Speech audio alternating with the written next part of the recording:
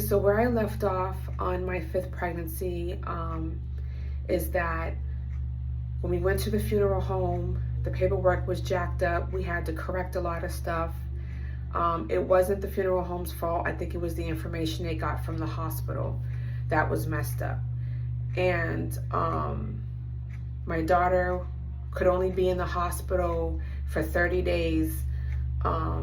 So we had time to find a place, but we had to kind of, step it up.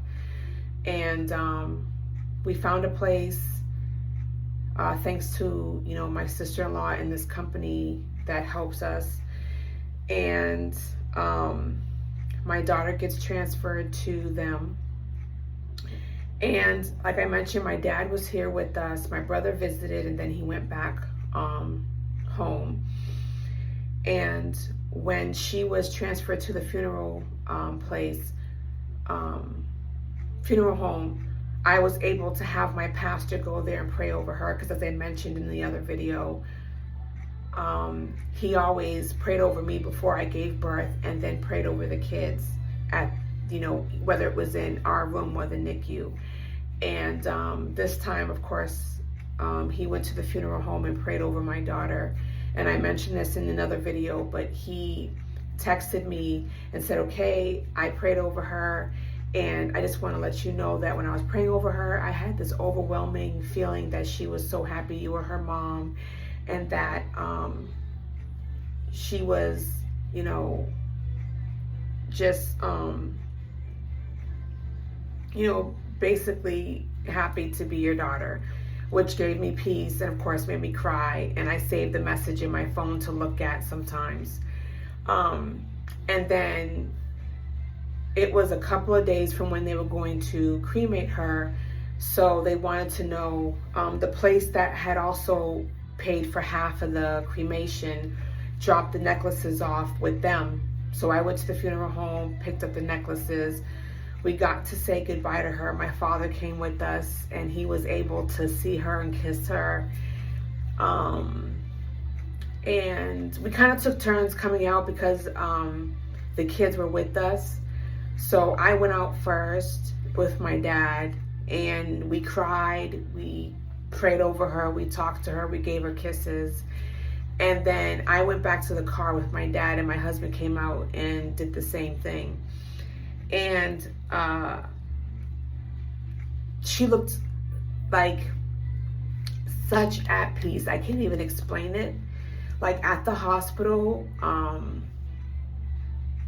like we make jokes even now, like, oh, she looks like a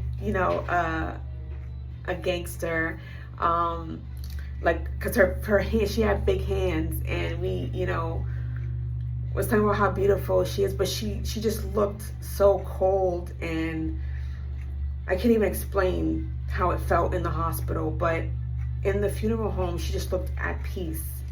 And I wish, this is another thing I regret, another thing, that I didn't take a picture of her in that moment, because she looked more at peace there than she did at the hospital. And I can't even explain it, you guys.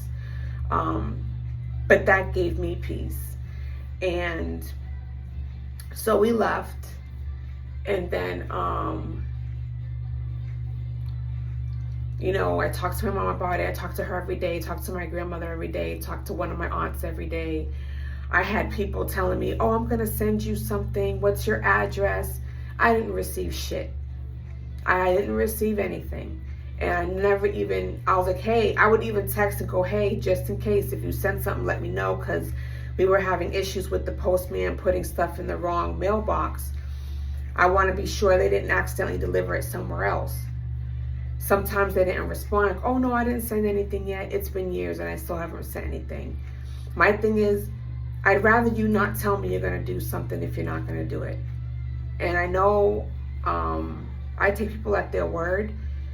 And then once they don't follow through with that, I don't trust anything out of their mouth after that, because they've already proven that their word is not their bond. So that was another thing that pissed me off throughout this process. And then I am told that the death certificate showed up at the funeral home. This is the thing that pisses me off. I get there, I look, and I pay for it too, obviously. I look through it. The information is wrong.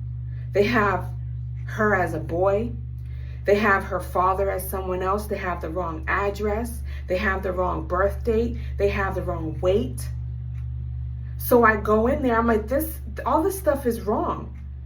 So they were like, oh, that's the hospital's fault. I mean, the doctor's office who did your C-section.